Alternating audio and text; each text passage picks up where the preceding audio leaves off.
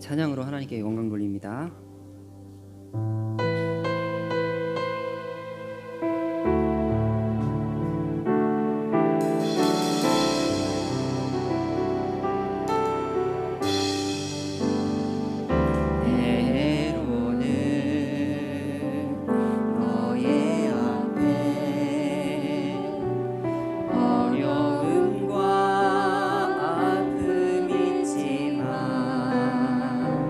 담대하게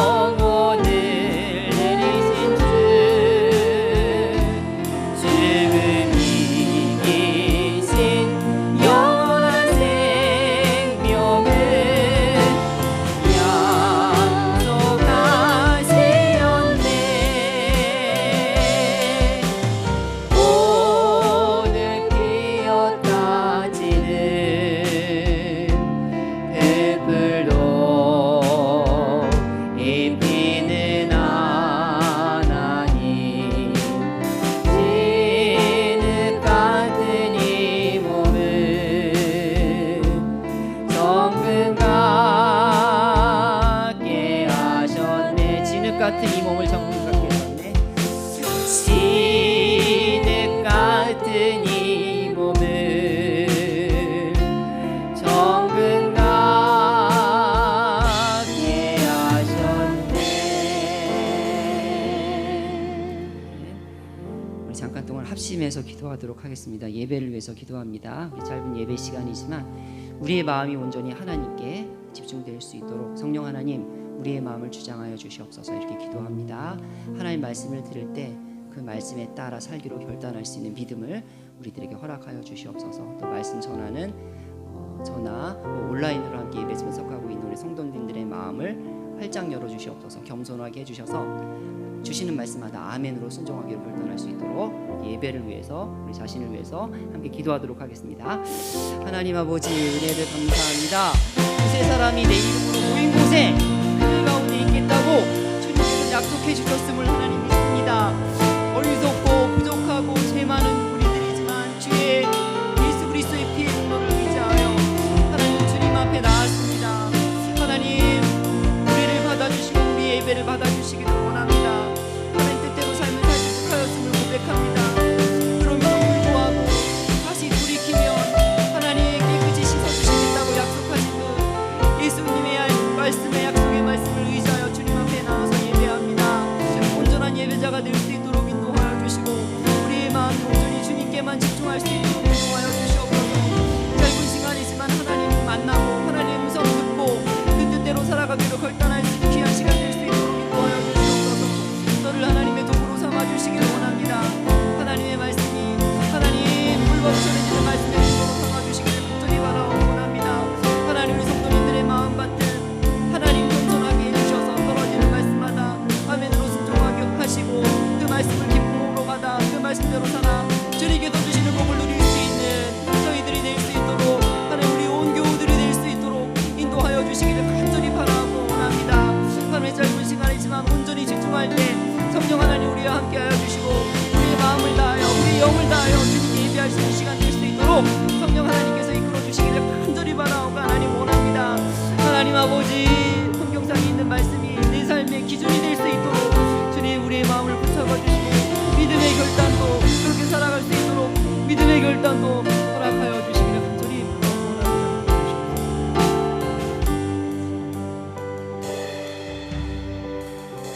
하나님 감사합니다. 우리의 마음을 다해 주님께 집중하고 하나님 말씀을 들을 때 그 음성을 밝히 들려주시고 그 말씀에 따라 살기로 결단할 수 있는 믿음도 우리들에게 아울러 허락하여 주시옵소서. 이 예배의 주인공이 홀로 하나님이 되기를 원합니다. 예수님 이름으로 기도합니다. 아멘. 오늘 우리에게 주신 말씀은 민수기 18장 1절부터 14절까지의 말씀입니다. 민수기 18장 1절로 14절까지 말씀입니다.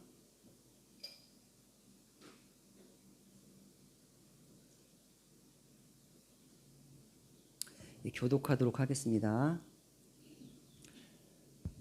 여호와께서 아론에게 이르시되 너와 내 아들들과 내 조상의 가문은 성소에 대한 죄를 함께 담당할 것이요 너와 내 아들들은 너희의 제사장 직분에 대한 죄를 함께 담당할 것이니라.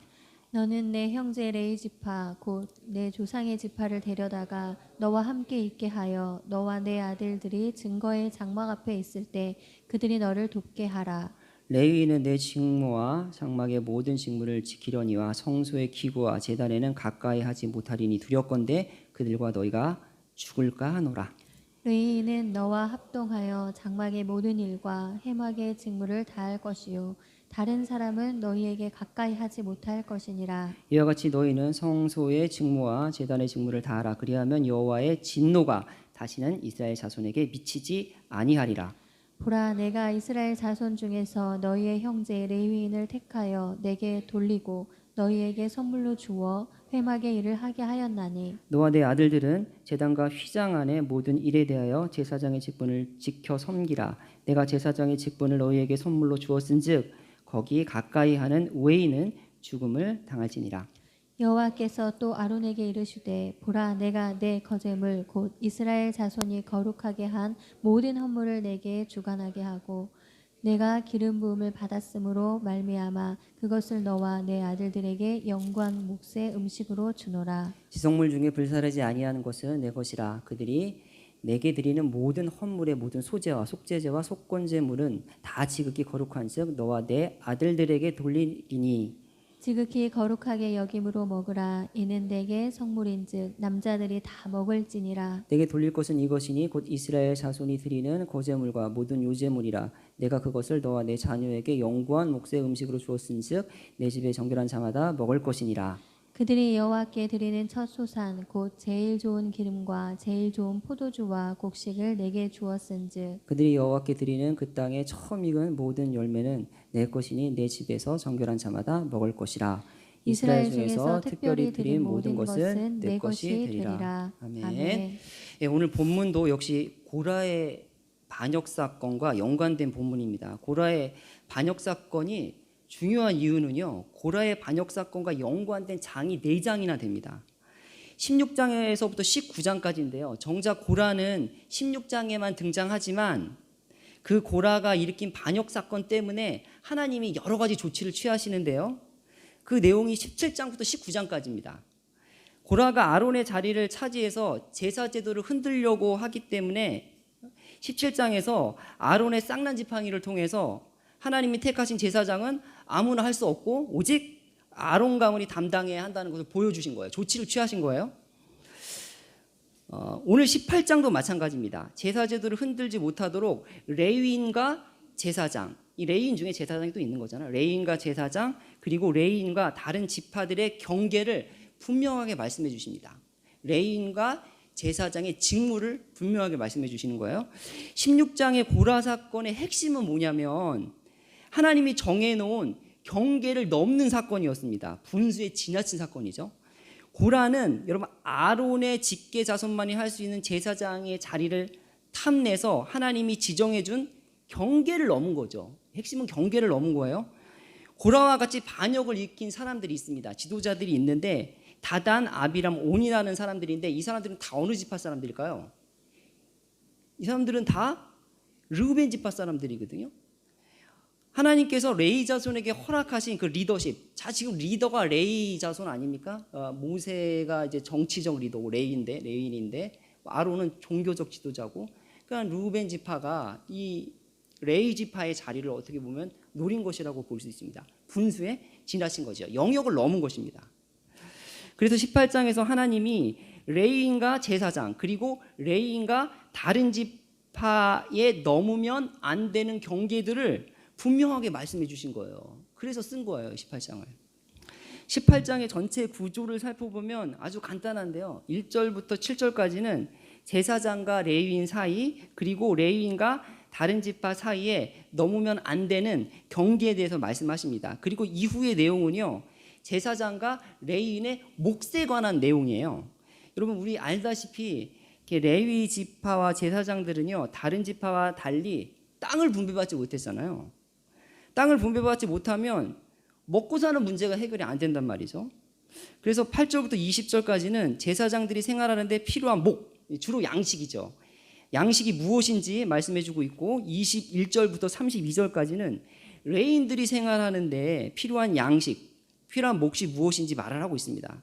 결국 뭐냐면 이 제사장이나 레위인이 성막에서 하나님과 백성을 섬기는 일을 하기 때문에 그들의 생계를 누가 책임져 준다는 거예요? 하나님이 책임져 준다는 것입니다. 오늘 본문을 이렇게 다 읽지는 못했지만 18장 전체 내용으로 함께 이제 말씀을 나누려고 하는데요. 1절에 보면 하나님께서 누구에게 말씀하시죠? 보통 이제 모세에게 말씀하시는데 1절에 보면 아론에게 이르시되 이렇게 아론에게 말씀하십니다. 아론은 제사장의 대표인 대제사장이기 때문에 앞으로 있을 이렇게 모든 제사장에게 지금 말하고 있는 거예요, 하나님이. 1절에서 너와 내 아들들, 제사장이죠. 아들들이 해야 할 일이 무엇이냐면 성소에 대한 죄를 담당할 것이다. 이렇게 말합니다. 성소에 대한 죄를 담당할 것이오. 이게 무슨 말입니까? 아론의 직계 자손 외에는 누구도 성소의 일을 해서는 안 되죠. 그래서 제사장 외에는 누구든지 성소에 들어가서 막 향을 피우거나 막 촛대에 불을 켜거나 떡을 만들어서 드린다거나 제사를 인도한다거나 이런 일은 하지 못하도록 돼 있습니다. 만약에 아론의 직계인 제사장이 아닌 다른 사람이 성소에 가까이 하면 그 죄는 누가 담당해야 된다? 제사장이 담당해야 되는 거예요. 왜 그럴까요? 관리를 하지 못했으니까. 그 말이에요. 성소에 대한 죄를 담당할 것이라는 말이 그 말입니다. 이렇게 제사장이 하는 일에 경계를 가장 쉽게 넘을 수 있는 사람이 누굴 것 같습니까? 제사장과 가장 가까이 있는 사람들이죠. 레위 사람들이죠. 2절에 보면 알 수 있는데요. 레위인들은 제사장들을 도와서 제사장 가까이에서 성막의 일을 하는 사람입니다. 같은 레위인이지만요. 여러분 레위는 크게 두 가지 일을 하죠. 우리 알죠? 다 민수기 했으니까 다 아실 거예요. 첫째는 성막 주변에 진을 쳐서 성막을 지키는 역할을 합니다. 그리고 또 한 가지는요. 성막이 움직일 때, 성막을 이동시킬 때 성막의 모든 기구들을 옮기는 역할을 하잖아요. 뭐 레위지파에 세 종족이 있다고 말씀드렸죠. 게르손, 고핫, 무라리. 고핫 같은 경우에는 아주 핫한 지파니까 가장 귀중한 그런 지성소에 있는 성소에 있는 물건들을 옮기고, 그다음에 이제 나머지 두 지파는 막 어떤 종족은 무거운 천 종류를 옮기고, 뭐 기둥 종류를 옮기고, 하여튼 뭐 이렇게 역할이 나눠져 있습니다. 이렇게 레위인들이 성막에서 일을 하면서 제사장들을 돕고 가까이서 일을 했기 때문에 제사장의 역할을 가볍게 생각해서 제사장의 영역을 침범할 수 있어요.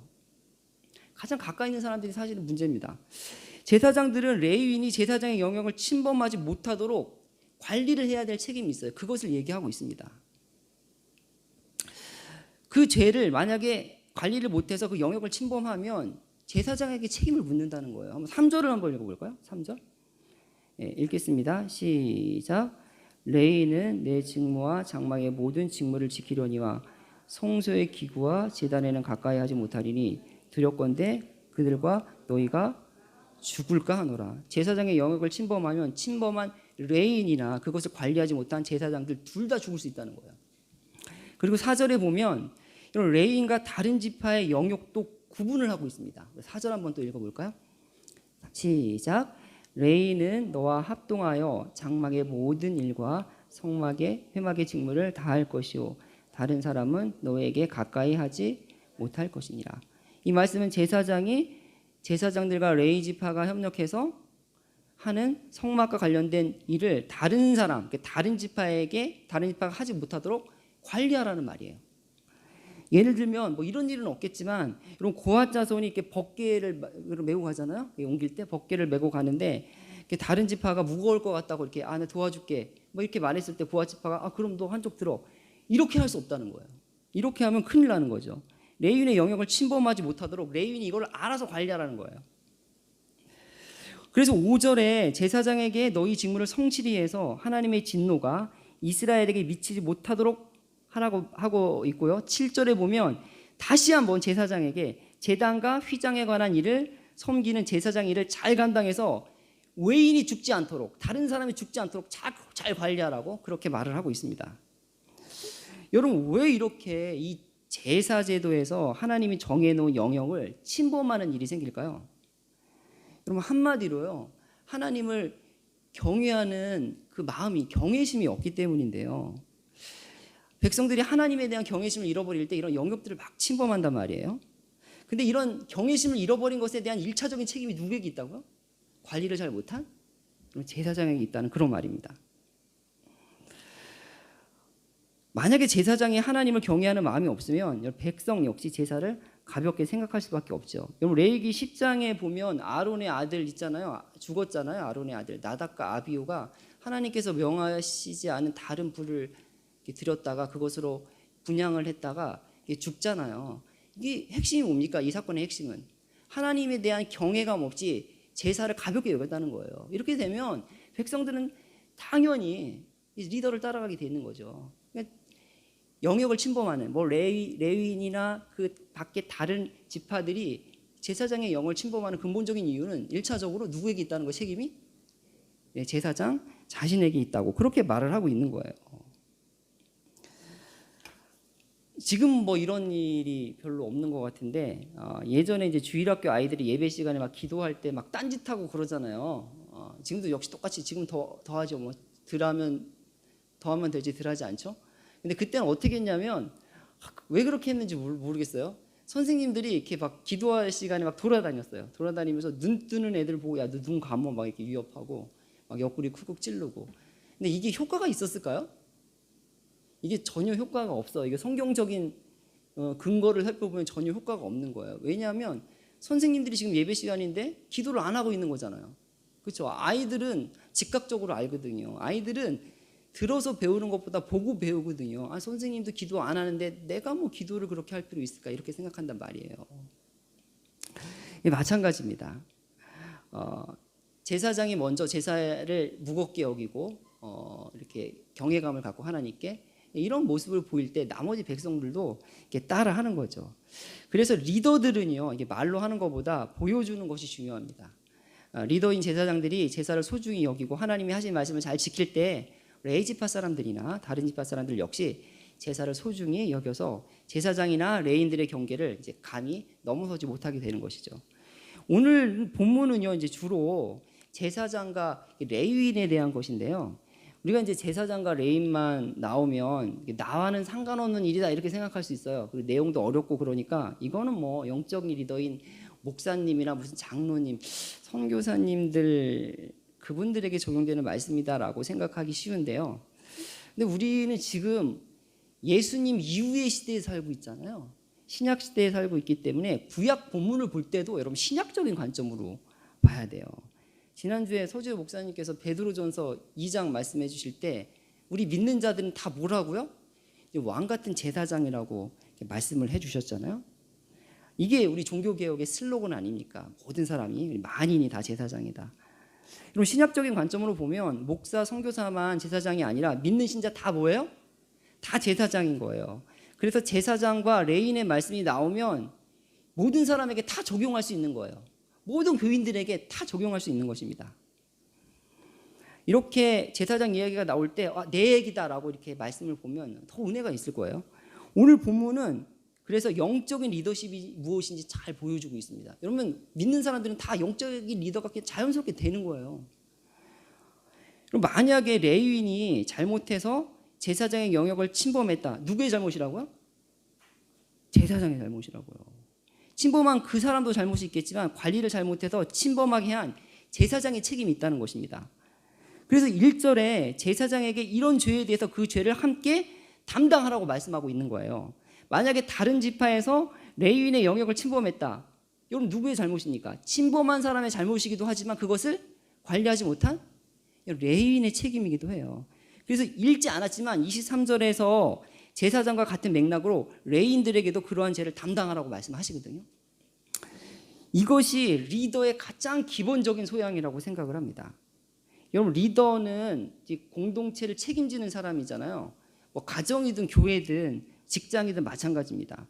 어떤 공동체든 다 문제가 일어나게 돼 있어요. 완벽한 공동체는 하나도 없습니다. 심지어 교회에서 문제가 일어나는데 다른 데 뭐 문제가 안 일어나겠습니까? 이렇게 문제가 일어날 때 뭐 누가 잘못했냐 12를 가리기에 앞서서 이런 잘못을 생기게 관리하지 못한 리더인 내가 책임이다. 내 책임이 크다. 내 잘못이다. 이렇게 인정하고 그 공동체의 잘못을 책임지는 리더십이 필요하다는 것입니다. 예를 들면 가정에서는 누가 리더예요? 이제 부모님이 리더잖아요. 부모님이. 가정에서 애들이 잘못했다. 그럼 이제 무조건 애들을 잡기 이전에 나를 돌아보는 거죠. 내가 혹시라도 아이들에게 모범적이지 않게 행동하진 않았는지, 내가 너무 아이들을 또 방치하지 않았는지, 내가 분명한 가이드라인을 주지 못한 것은 아닌지, 결국 내가 관리를 잘못한 거 아니야? 이렇게 자신을 돌아보고 자신의 책임을 인정하는 것이 리더에게는 필요한 자질이라는 것입니다. 지금 이걸 말씀하고 있는 거예요. 그리고 8절부터 32절까지는요. 제사장과 레인의 몫에 대해서 이야기하고 있습니다. 제사장과 레인의 몫이 왜 필요하다고요? 뭘 주지 않았기 때문에 이들에게 땅을 분배해 주지 않았잖아요. 하나님을 직접 섬기는 성막의 일에 집중하라고 사실 땅을 안 준 거거든요. 하나님의 일에 집중하라고. 땅이 없으면 농사 목축을 할 수가 없고 그러면 이제 먹고 살 수 없는 것이죠. 그래서 하나님이 제사장들과 레위인들의 생계를 책임져 주시기 위해서 여러 가지 제도를 마련해 주신 거예요. 그 내용이에요. 이게 뭐 간단합니다. 뒤에 내용은 8절에 보면 이스라엘 자손이 드린 헌물을 제사장의 몫으로 주셨어요. 이스라엘 백성이 뭐 어떤 헌물을 드리든 그건 다 제사장의 몫이에요.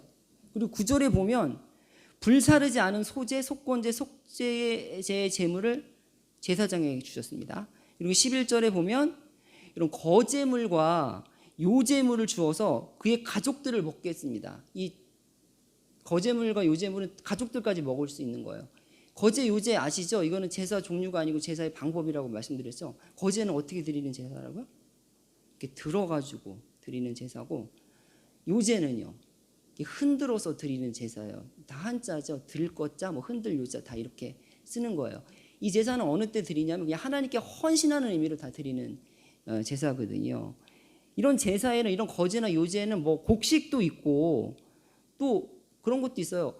이렇게 오른쪽 뒷다리, 가슴, 살 많고 맛있는 부분, 이게 다 제사장 거예요. 아무튼 하나님께서 가장 좋은 것을 제사장에게 풍성히 공급하셨다는 거예요. 내가 너희들에게 얼마나 좋은 거를 주는 건지 아니라고 이렇게 쭉 말씀하시는 거예요. 지금 18장 하반부에서는. 그리고 레위인의 생계를 위해서는 이스라엘의 백성들이 하나님께 드린 11조를 가질 수 있었어요. 레위인들은 11조로 생활을 한 거예요. 그리고 레위인들이 그 11조의 11조를 하나님께 드려요. 그러면 그 11조의 11조는 누구 겁니까? 이건 또 제사장 거예요. 아론에게 주는 거예요. 여러분, 이러한 구절들을 보면서 우리가 무엇을 깨달을 수 있냐면 하나님의 일을 하면 누가 책임져 주신다는 걸 알 수 있어요? 하나님이 책임져 주신다는 걸 알 수 있는 거예요. 신약적인 표현을 해보자면 먼저 그의 나라와 그의 일을 구하면 이 모든 것을 너에게 더하시리라. 책임져 주신다. 그런 말인 거죠. 여러분, 성경을 떠나서 그냥 한번 상식적으로 한번 생각을 해보세요. 하민이가 군대 갔잖아요. 근데 하민이가 사실 국가의 부르심을 받고 국가를 위해서 일하기 위해서 군대를 간 거죠. 그런데 이제 군대에서 하민이가 엄마 군복 사게 돈 좀 붙여주세요. 이러지 않잖아요. 그렇죠? 밥 먹게 밥값 좀 붙여주세요. 이러지 않잖아요. 이번에 총 사야 되는데 이러지 않잖아요. 왜냐하면 국가가 하민이를 불렀기 때문에 국가가 하민이 먹고 사는 문제를 해결해 줘야 되는 거예요. 이건 당연한 거죠. 이건 상식이죠. 회사에서 막 출장을 보내요. 근데 내가 비행기 값 내고 내가 호텔 비용 내고 내가 식비 내고 그렇게 하지 않잖아요. 왜 그렇죠? 회사를 위해서 일을 하라고 간 것이기 때문에 회사에서 이 모든 것을 책임져 주는 것이 아주 당연합니다. 여러분, 나라든 뭐 회사든 불러서 일을 시키면 먹고 사는 문제는 해결해 준다고요. 그럼 세상에 군대나 회사도 자기를 위해서 일을 하는 사람을 먹이고 입힙니다. 하물며 하나님이 성막에 관련된 하나님 일을 하라고 부른 그 제사장과 레위인을 먹을 것 입을 것 이거를 공급해 주지 않을 리가 없다는 거죠 지금. 그래서 제사장들은 먹고 사는 문제 걱정하지 말고 성막의 일, 하나님 일 거기만 집중하면 된다. 지금 이렇게 말을 하고 있는 것입니다. 그럼 우리도 마찬가지입니다. 이거 다 우리에게 적용되는 말씀이잖아요. 우리도 왕 같은 제사장이니까요. 여러분, 세상도 자기를 위해서 일을 하면 먹을 것 입을 것 공급해 주는데 하물며 하나님을 위해서 사는 하나님의 자녀인 우리를 먹을 것 입을 것, 뭐 자녀들 교육시킬 것, 그 외에 우리가 필요한 것들을 안 챙겨 주시겠냐? 라는 이런 믿음이 우리에게 있어야 되겠습니다.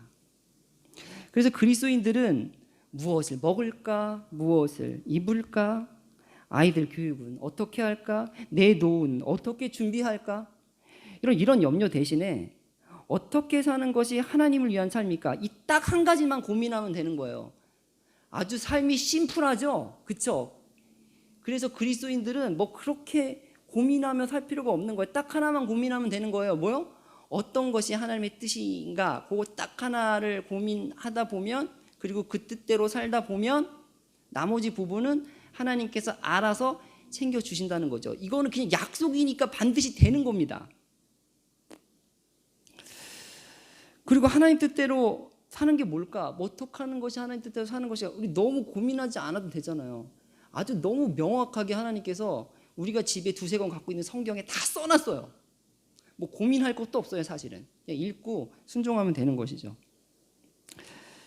그러면 하나님이 하나님의 일에 집중하던 제사장들에게 가장 좋은 것을 풍성히 공급하셨던 것처럼, 왕 같은 제사장인 우리도 하나님의 일을 집중할 때, 하나님의 일에 집중할 때, 하나님의 뜻대로 살 때 하나님께서 가장 좋은 것으로 우리에게 채워주실 줄 믿습니다.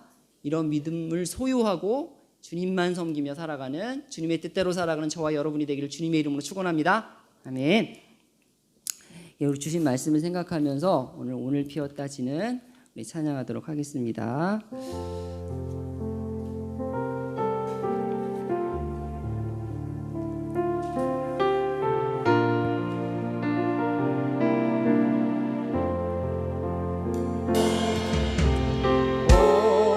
오늘 피었다 지는 들풀도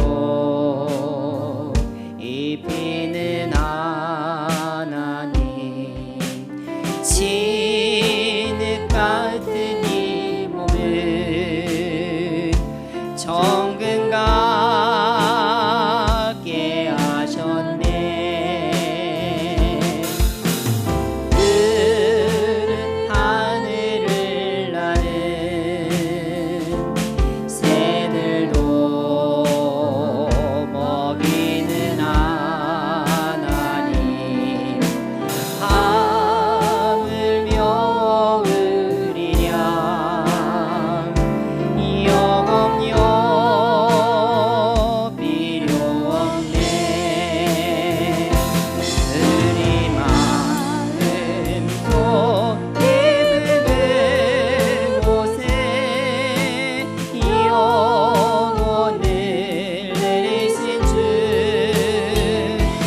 주를 이기신 영원한 생명을 약속하시었네. 오늘 피었다 지는 들풀도 입히는 하나님, 진흙 같은 이 몸을 정금 같게 하셨네. 우리 먼저 주신 말씀을 기억하면서 함께 기도하도록 합니다. 우리 무엇을 먹을까 마실까 고민하지 말고 어떻게 하면 하나님의 뜻대로 살까 고민하는, 그래서 우리의 삶을 채워주시는 하나님을 경험하기를 원합니다 라고 우리 기도했으면 좋겠고요. 우리를 제사장으로 부르셨잖아요. 우리 다 영적인 리더로 부름을 받았는데 그 부름에 합당한 삶을 살도록 또 기도하도록 하겠습니다. 제사장은 하나님과 사람 사이의 중보의 역할을 감당하는 거잖아요. 그처럼 우리 믿지 않는 영혼을 하나님께로 인도하는 그런 영혼 구원하는 삶도 살아갈 수 있도록 인도해 주세요. 이렇게 제사장인 삶을 통해서 하나님께 영광 돌릴 수 있도록 해주세요 라고 우리 주신 말씀을 기억하면서 함께 기도하도록 하겠습니다. 하나님 아버지, 은혜를